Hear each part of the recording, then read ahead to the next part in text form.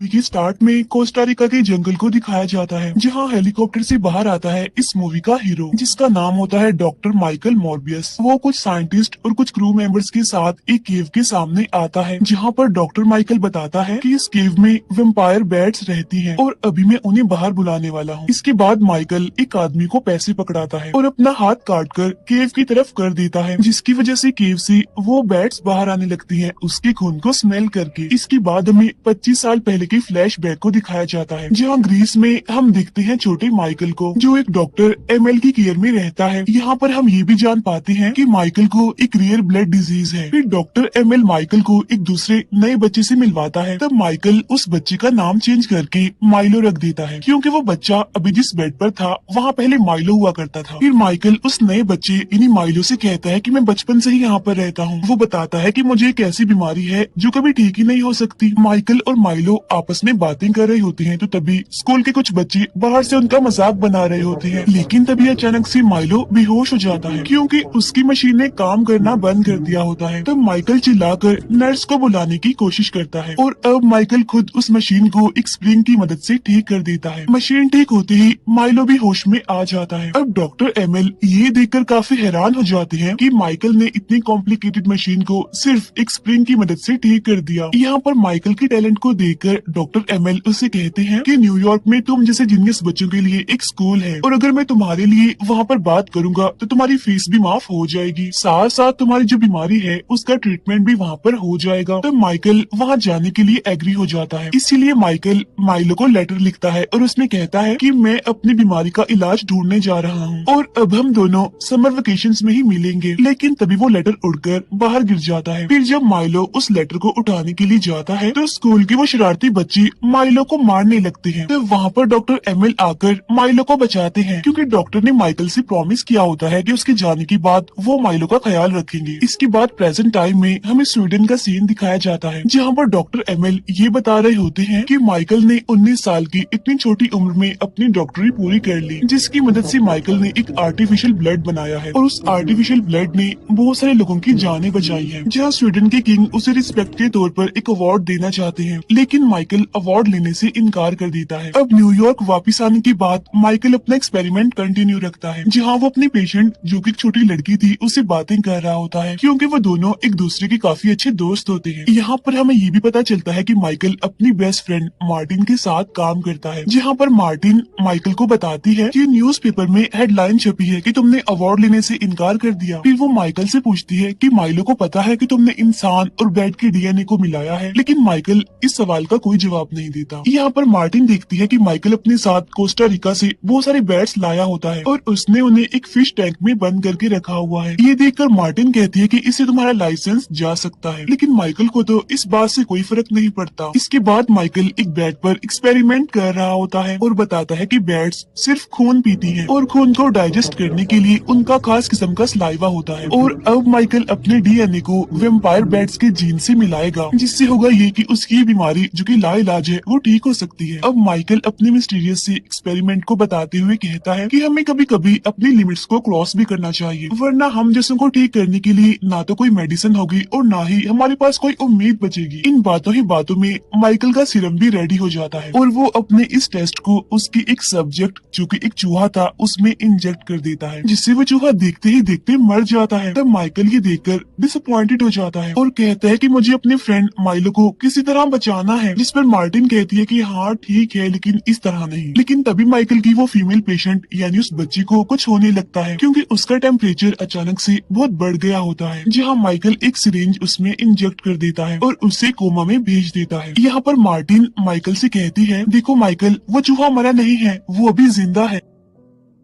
इसके बाद Michael Milo से मिलने जाता है, जहाँ माइकल माइलो से कहता है कि मेरे पास एक गुड न्यूज है। यहाँ पर माइलो माइकल से पूछता है कि तुम इतने दिन कहाँ गायब थे, क्या इसमें मार्टिन का हाथ है, क्या तुम उसके साथ रह रहे थे। यहाँ पर माइकल माइलो से कहता है कि मजाक को साइड पर रखो, मैं तुम्हें कुछ बताने वाला हूँ, और वो ये कि मैं हमारी बीमारी के क्योर को ढूंढने के बहुत करीब हूँ। हो सकता है कि लोग इस पर सवाल उठाएं, लेकिन ये भी सच है कि हमारे पास ज्यादा टाइम नहीं है और हमारे पास ठीक होने का ट्रीटमेंट का बस यही इलाज है। तब माइलो इस चांस को देने के लिए मान जाता है। अब माइकल और मार्टिन समंदर के बिल्कुल बीचों बीच एक शिप में अपने एक्सपेरिमेंट को मूव करते हैं, जहाँ पर उनका एक्सपेरिमेंट कामयाब भी होता है। जहाँ माइकल उस सीरम को एक छोटी सी बोतल में भरकर उसे मार्टिन को देता है और कहता है कि ये तुम मुझ पर ट्राई करो, इसे फौरन मुझ में इंजेक्ट कर दो। तब मार्टिन ऐसा ही करती है, वो उस सीरम को माइकल को इंजेक्ट कर देती है और उसे लेटाकर उसके हाथ और पाँव को बांध देती है। लेकिन तभी माइकल कांपने लगता है। तभी हम देखते हैं कि शिप में कुछ और क्रू मेंबर्स भी आए हुए थे, जहां उनमें से एक आदमी लैब में आ जाता है। लेकिन तभी वो दोनों देखते हैं कि माइकल अपनी जगह पर नहीं है, बल्कि वो तो ऊपर छत से चिपका हुआ है, बिल्कुल किसी बैट की तरह, चमगादड़ की तरह। जहाँ देखते ही देखते माइकल उस आदमी पर अटैक कर देता है, जहाँ मार्टिन उन दोनों को एक जगह पर बंद कर देती है, क्योंकि माइकल अब पूरी तरह से वैम्पायर बन चुका है। यानी अब उसके खतरनाक बड़े बड़े दांत थे, बड़े बड़े नेल्स थे। अब अलार्म बजने की वजह से माइकल खुद को ग्लास में पीटने लगता है, जहाँ क्रू के बाकी मेंबर्स भी अंदर आ जाते हैं और वो मार्टिन को साइड पर धक्का दे देते हैं ताकि वो माइकल को शूट करके मार सके। लेकिन तभी माइकल ग्लास तोड़कर बाहर आ जाता है और जब वो देखता है कि मार्टिन बेहोश पड़ी है तो उसे बहुत गुस्सा आता है। इसीलिए वो क्रू के सभी मेंबर्स को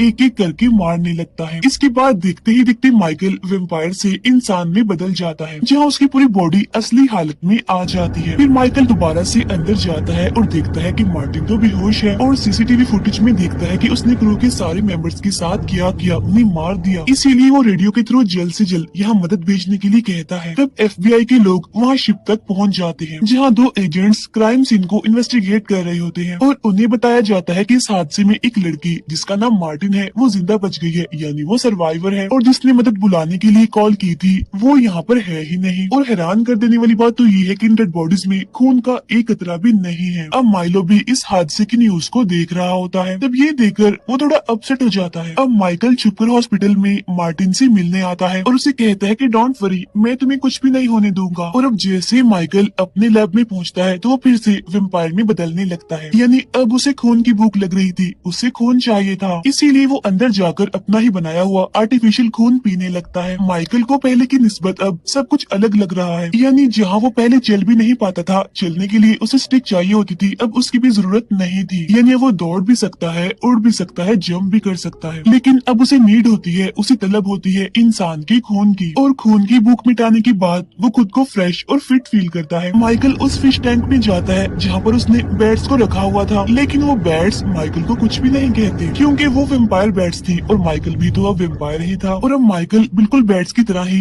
चीजों को सेंस कर सकता था, उनको फील कर सकता था, और दिखता है कि आर्टिफिशियल खून का असर सिर्फ 6 मिनट तक ही रहता है, जिसके बाद वो फिर से वैम्पायर बनने वाला होता है और कमजोर फील करता है। और इसका सिर्फ एक ही इलाज होता है, वो होता है इंसान का खून। इसके बाद हम देखते हैं कि माइलो माइकल से उसके लैब में मिलने आता है, जहाँ उस टाइम माइकल की हालत काफी खराब होती है। वो माइलो से कहता है कि मुझे खून चाहिए। फिर जब माइकल खून पीता है तो माइलो उसे देखकर काफी हैरान हो जाता है कि वो खून पी रहा है और खड़ा भी हो सकता है। अब क्योंकि माइलो भी चल नहीं सकता था, उसे भी चलने के लिए, खड़ा होने के लिए स्टिक की जरूरत होती थी, इसलिए वो भी माइकल से जिद करने लगता है कि मुझे भी वो सीरम चाहिए। लेकिन माइकल उसे वो सीरम देने से मना कर देता है, क्योंकि अगर ऐसा होगा तो लोग मरने लगेंगे, क्योंकि जाहिर सी बात है वो भी उस सीरम के बाद वैम्पायर बन जाएगा और लोगों को मारने लगेगा।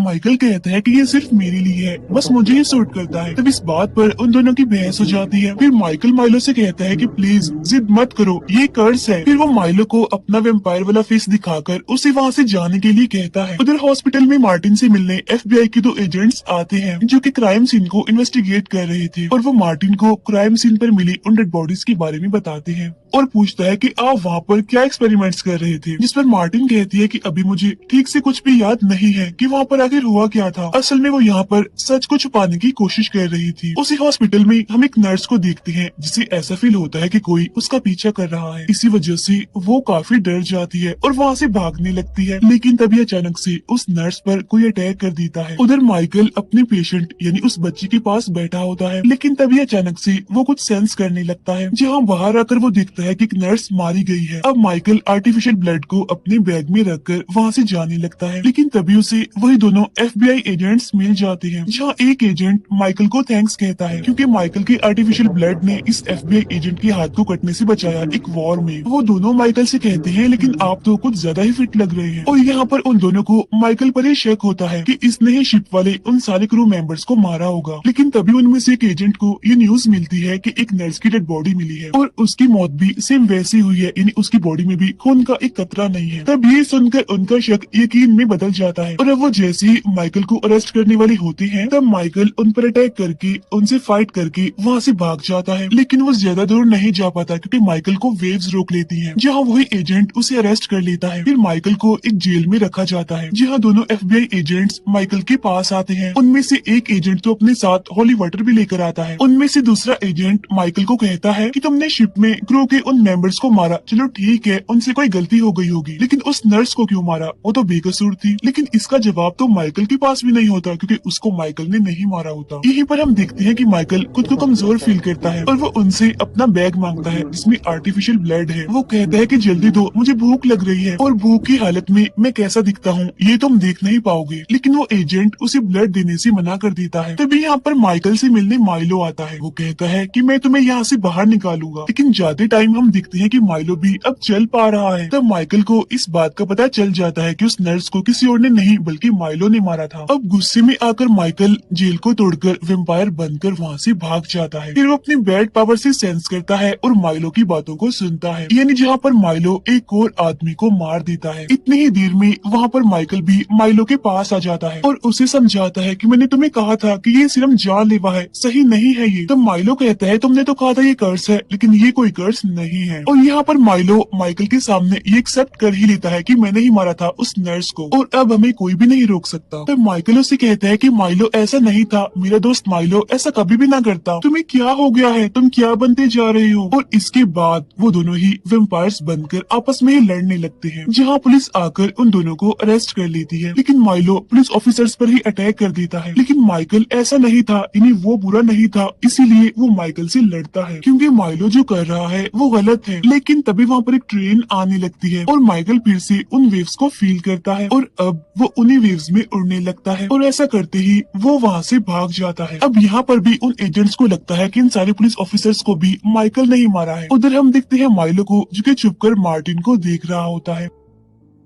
Next day Martin FBI agent से बचकर भाग रही होती है, जहां बस में उसे माइकल मिलता है। वो मार्टिन को बताता है कि नर्स को और पुलिस ऑफिसर्स को मैंने नहीं मारा बल्कि उन्हें माइलो ने मारा है और अब मुझे माइलो को रोकना है, इसके लिए मुझे तुम्हारी हेल्प की जरूरत है। अब मार्टिन चेक करती है कि माइकल धूप में जलता है या फिर नहीं, जिस पर माइकल कहते हैं कि नहीं, मैं वैसा वेम्पायर नहीं हूँ। और अब आर्टिफिशियल ब्लड का असर भी कम होता जा रहा है, जहाँ 6 मिनट से कम होकर ये 4 मिनट तक हो गया है। उसके बाद मैं वेम्पायर बनने लगता हूँ और कमजोर फील करता हूँ। और तभी माइकल दो लड़कों की बातें सुनता है जो रेस्टोरेंट के काउंटर पर नकली नोट देते हैं। उनका पीछा करते करते वो उनकी लोकेशन तक पहुँच जाता है। वो उन लड़कों से कहता है कि इस जगह को मैं अपना लैब बनाना चाहता हूँ, इसीलिए तुम सब यहाँ से निकल जाओ। लेकिन एक लड़का माइकल पर चाकू से अटैक करने वाला होता है, तब माइकल उन्हें अपना वेम्पायर फेस दिखाता है और बस उनके लिए यही काफी था। वो सारे लड़के डरते हुए वहाँ से भाग जाते हैं और अब माइकल वहाँ अपना लैब सेटअप करता है। उधर माइलो अपनी फिटनेस और अपनी बॉडी में चेंजिंग्स को काफी इंजॉय कर रहा है, जहाँ वो रेडी होकर एक नाइट क्लब में जाता है। वहाँ जाकर वो एक लड़की से मिलता है, जहाँ वो दोनों बातें कर रहे होते हैं। लेकिन उस लड़की के साथ उसके और भी फ्रेंड्स थे और वो माइलो को वहाँ से जाने के लिए कहती है। वो माइलो को धक्का भी देते हैं और अब माइलो वेम्पायर में बदलने ही वाला होता है कि तभी वो वहाँ से चला जाता है। लेकिन अब उन लड़कों की खैर नहीं थी, क्योंकि माइलो वेम्पायर बनकर उनके बाहर आने का वेट करता है और जैसे ही वो बाहर आते हैं वो उन पर अटैक कर देता है। फिर माइलो मार्टिन के पास उसके लैब में चला जाता है और वो मार्टिन से पूछता है कि माइकल कहाँ है, जिस पर मार्टिन कहती है कि मुझे भी नहीं पता वो कहाँ है। यहाँ पर माइलो मार्टिन की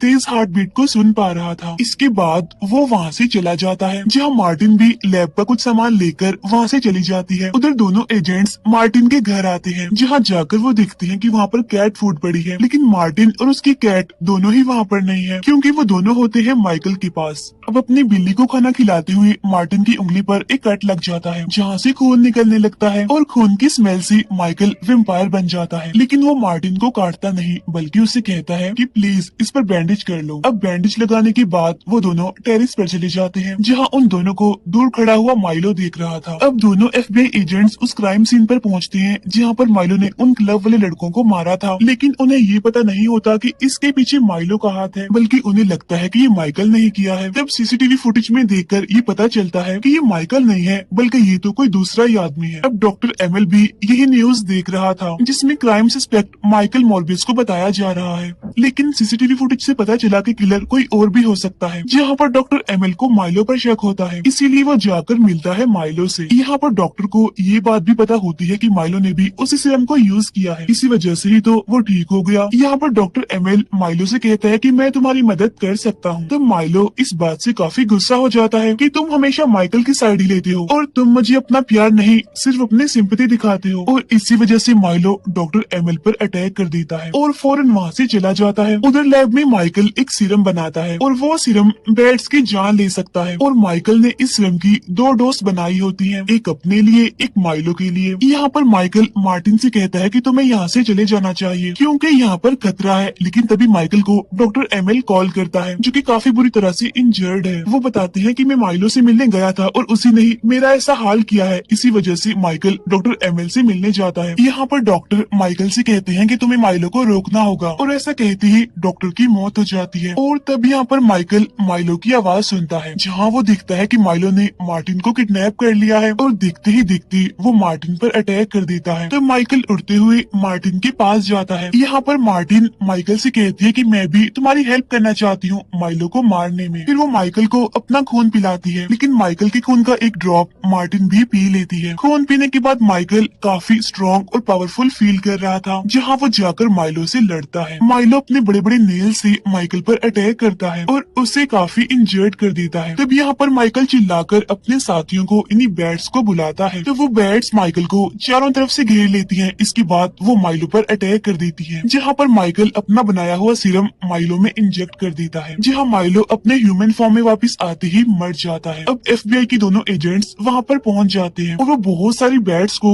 वहाँ पर उड़ता हुआ देखते हैं। उधर मार्टिन को भी होश आ जाती है क्योंकि उसने माइकल का वेम्पायर वाला खून पी लिया था। वही हम उन्हीं बैट्स के बीच माइकल को भी उड़ता हुआ देखते हैं, बिल्कुल वेम्पायर बैट की तरह। इसके बाद हम देखते हैं कि एक मल्टीवर्स का रिफ्ट खुलता है और स्पाइडरमैन की दुनिया से इस दुनिया की जेल में आता है एड्रियन, जिसे पुलिस अपने साथ ले जाती है। नेक्स्ट सीन में हम माइकल मॉर्बियस को देखते हैं जो कि अपनी गाड़ी से कहीं पर जा रहा होता है, जहाँ वो एक जगह पर रुकता है और उसे वहाँ पर मिलता है एड्रियन। वो उस टाइम अपने सूट में होता है और कहता है कि मैं नहीं जानता कि मैं यहाँ पर कैसे आया हूँ, मुझे लगता है कि शायद इसमें स्पाइडरमैन का हाथ है, इसीलिए मॉर्बियस अब मैं तुमसे मदद चाहता हूँ ताकि तुम स्पाइडरमैन से फाइट करो। जिस पर माइकल कहता है कि प्लान अच्छा है, चलो देखते हैं। माइकल की इस बात के साथ ही ये मूवी यहीं पर एंड हो जाती है।